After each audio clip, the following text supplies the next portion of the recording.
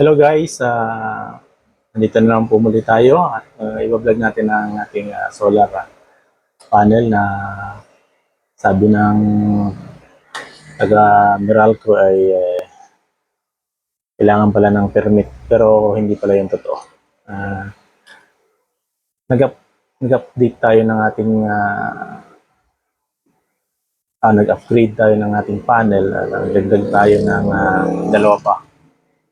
So dahil mahal sa ngayon ang NPPT, PWM muna ang ginamit natin guys na para mag-charge siya. Papakita ko guys sa inyo. Ito yung dalawa. Tapos temporary para makapag-charge lang guys ang ating battery.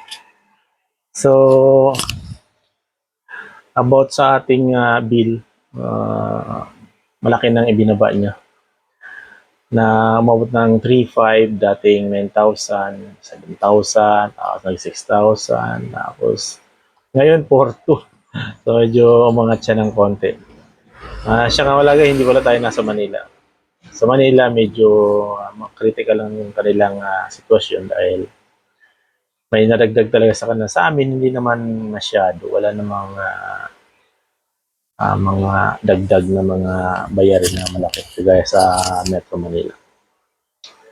So itong ating battery na 280 Ah ay mapupul yan mamayang alas 11.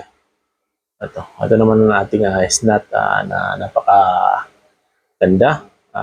Ito naman ang ating dalawang magkaibang brand na NPPT. Actually, ito ang pangatlo na sa akin. Ito. Plug and play. Ito 15 amps para dito sa battery naman neto. So, okay siya guys. So, separate na natin ang ilaw. Lahat ng ilaw ay gumagana gamit na lang nitong dalawang battery na ito. Dalawang na to. Yung dalawang to. Lahat ng ilaw dito na nakakonect sa ating dalawang baterya na yan. At samantalang ito naman guys ang nagpapaandar sa ating freezer. Lahat ng electric pan na malilit lang naman, gaya nito. Ito. At saka yun. Ayun, makikita ba yun? At mga CCTV ay nakakonect. Yung iba dito, pero yung iba naman nakakonect sa dalawang 100 AH. So 200 AH pero parallel ko lang siya. Ayos naman siya guys. Magandang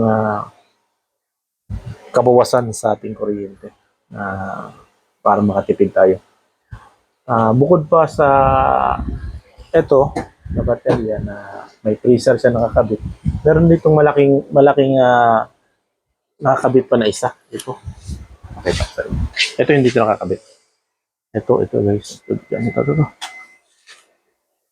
Kita ba? Ito. Tutubigan na to. O, di meron tayong another source of income. At saka itong piso wifi na to. Balik ka rin natin. Ito. Piso tubig at saka itong piso wifi. Yan. Saka ito. Wifi. Nakakonect lahat yan sa isang baterya na 200 AH. 100 AH. Yan. Ito dito siya. Makunat siya guys. Kita naman ninyo. Bali, ito. Teka lang.